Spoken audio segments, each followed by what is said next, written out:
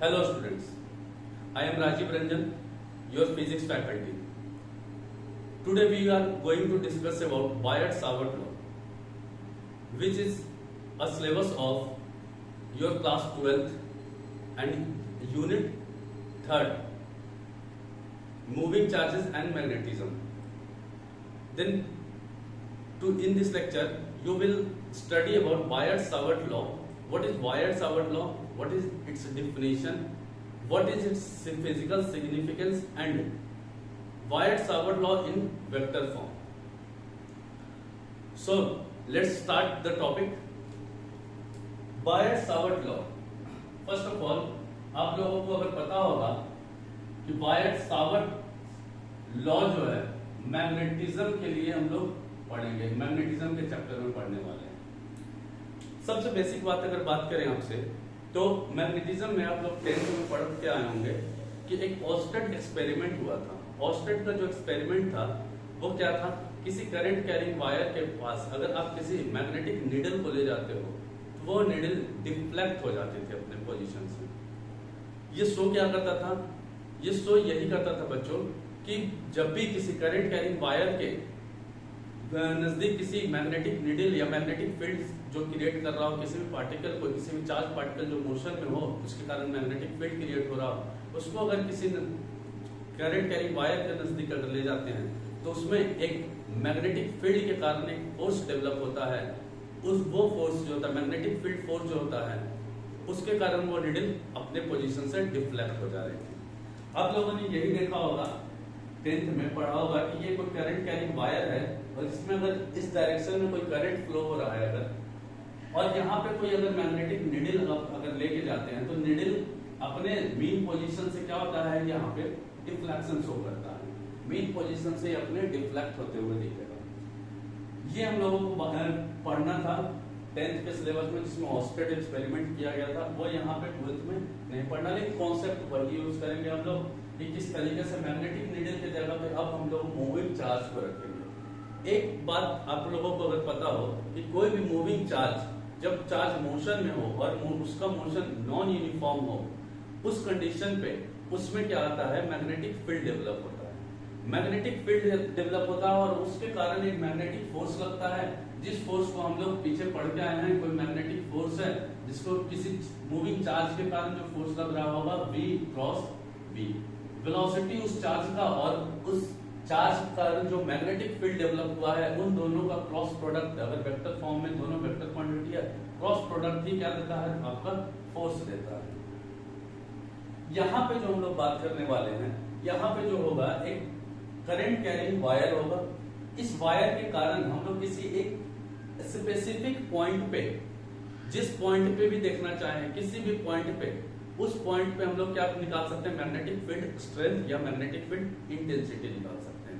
बायट-सावर्ट law जो दिया गया था वो किसी करंट कैरिंग वायर के कारण किसी भी पॉइंट पे मैग्नेटिक फील्ड या मैग्नेटिक फील्ड स्ट्रेंथ बोले या इंटेंसिटी बोले, दोनों सिमिलर बातें हैं। मैग्नेटिक फील्ड स्ट्रेंथ या मैग्नेटिक फील्ड इंटेंसिटी निकालने की बात यहाँ पे की गई थी। तो आइए इसको क्या स्टेटमेंट था, किस तरीके से बोला गया था, उसको बारे में बात करते हैं।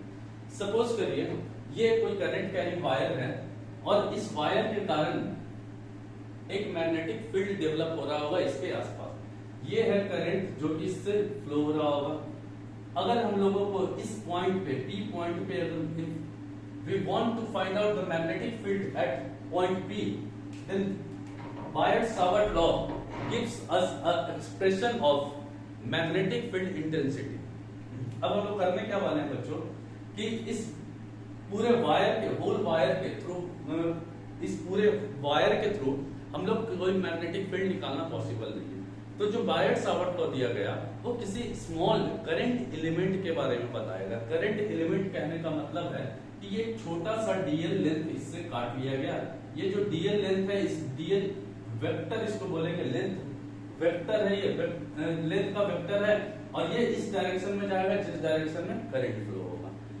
उस डीएल वेक्टर के कारण इस P पॉइंट पे, ये डीएल क्या है, छोटा सा स्मॉल एलिमेंट है, स्मॉल एलिमेंट है। इसके कारण हम लोग देखेंगे क्या कि इस स्मॉल एलिमेंट के कारण इस P पॉइंट पे किस तरीके से वायर मैग्नेटिक फील्ड प्रोड्यूस करता है और यहाँ पे कितना मैग्नेटिक फील्ड इंटेंसिटी होता है। वायट-सावर्ट लॉ में दो बातें याद रखेंगे आप कि किसी भी पॉइंट पे हम लोग मैग्नेटिक फील्ड स्ट्रेंथ कैलकुलेट करते हैं, और दूसरा पॉइंट कि वायट-सावर्ट लॉ एक छोटे से एलिमेंट, स्मॉल एलिमेंट के बारे में बताया, स्मॉल एलिमेंट के कारण जो डेवलप हो रहा है मैग्नेटिक फील्ड उसके बारे में बताया गया।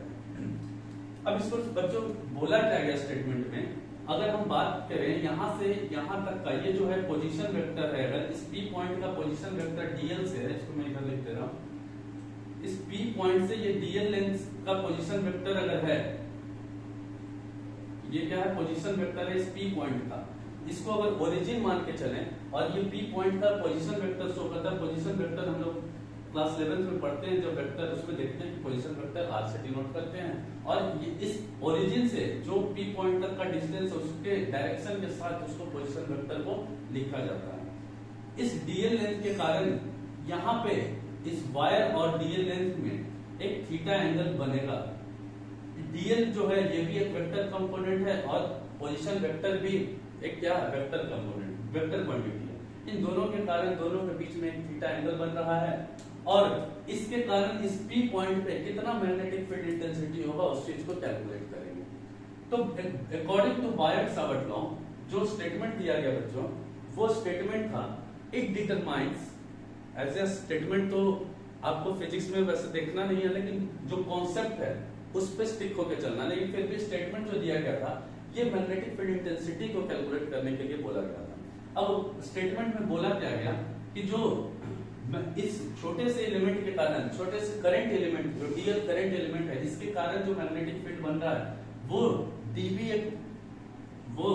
डीबी मैग्नेटिक फील्ड क्रिएट कर रहा होगा। स्मॉल डीबी क्या है, स्मॉल मैग्नेटिक फील्ड, बी क्या डिनोट करता है, मैग्नेटिक फील्ड इंटेंसिटी को डिनोट करता है, और ये जो डीबी है आपका ये स्मॉल डीबी है क्योंकि स्मॉल डीएल स्मॉल एलिमेंट के कारण ले रहे तो मैग्नेटिक फील्ड भी स्मॉल डेवलप होगा इसके आसपास चारों तरफ, और ये जो है डायरेक्टली प्रोपोर्शनल होता है।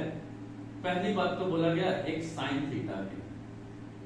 साइन थीटा क्या है बच्चों, theta is angle between DL and R vector, angle between theta is angle between DL vector and position vector of that point.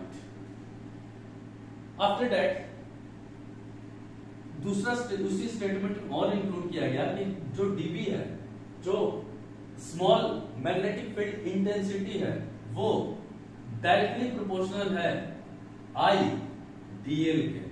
ये क्या है आईडीएल एक छोटा सा करंट एलिमेंट जो हम लोग लिए हैं, इस डीएल लेंथ से जो करंट फ्लो रहा है वो करंट एलिमेंट है। उसके बाद और क्या बोला गया, ये जो डीबी होगा वो डायरेक्टली प्रोपोर्शनल होगा 1/r स्क्वायर के, 1/r स्क्वायर के। r क्या है बच्चों, ये इस पोजीशन वेक्टर का मैग्नीट्यूड है। अगर इस O पॉइंट से P पॉइंट तक का डिस्टेंस देखें तो ये तो पोजीशन वेक्टर बता रहा है, लेकिन अगर मैग्नीट्यूड की बात करें OP कितना लेंथ है तो OP R बता रहा है। R क्या है, मैग्नीट्यूड है पोजीशन वेक्टर का। अब इन सबको कंबाइंड रूप से क्या बोला गया कि जो स्मॉल dB होता है वो डायरेक्टली प्रोपोर्शनल हो जाता है। अगर कंबाइन करें सारे इक्वेशंस को एक साथ तो यहां से आता है I dl sin theta divided by r square, ठीक है, I dl sin theta by r square. अब अगर आपको थोड़ा सा भी कॉन्सेप्ट का आइडिया हो तो जैसे ही हम लोग प्रोपोर्शनलिटी कांस्टेंट को हटाते हैं तो एक कांस्टेंट प्रोपोर्शनलिटी साइन हटाते हैं तो एक कांस्टेंट डेवलप होता है जिसको हम लोग प्रोपोर्शनलिटी कांस्टेंट बोलते हैं, वो है dB। और यहाँ जो प्रोपोर्शनलिटी कांस्टेंट आएगा म्यू नॉट अपॉन 4 पाई आएगा, और I dl sin theta by r square होगा। म्यू क्या है, म्यू नॉट क्या है बच्चों, ये आ गया आपका एक फॉर्मूला। dB जो है मैग्नीट्यूड है, यहाँ सॉरी वेक्टर साइन नहीं लगाएंगे क्योंकि वेक्टर फॉर्म में स्केलर फॉर्म में लिख रहे हैं। म्यू नॉट क्या है, mu naught is a permeability, mu naught क्या है, permeability, permeability in free space. Free space बोले या वैक्यूम बात करें, वैक्यूम बोले वो दोनों क्या है, सेम है। वैक्यूम या फ्री स्पेस में क्या होगा, परमिएबिलिटी होगा। म्यू नॉट अपन 4 पाई का एक वैल्यू होता है, वो आप याद रखेंगे, म्यू नॉट अपॉन 4 पाई का वैल्यू होता है 10 टू द पावर -7। तो ये था पूरा कॉन्सेप्ट बायट सावर्ट लॉ का। Biot Savart law magnetic field intensity बताया था, किसी एक छोटे एलिमेंट के कारण किसी भी पॉइंट पे उस मैग्नेटिक फील्ड इंटेंसिटी को निकालने के लिए ये बातें बोली गई थी। डायरेक्टली प्रोपोर्शनल साइन थीटा के आईडीएल के डायरेक्टली प्रोपोर्शनल होगा, r1/r² के इनवर्सली प्रोपोर्शनल होगा। और जब सबको कंबाइन रूप से लिखते हैं तो यहाँ पे एक प्रोपोर्शनलिटी कांस्टेंट के साथ आता है, ये फॉर्मूला डेवलप होता है। ये था बायट सावर्ट लॉ। अब नेक्स्ट लेक्चर में हम लोग आगे डिस्कस करेंगे। अभी के लिए आप पढ़ते रहें। Thank you.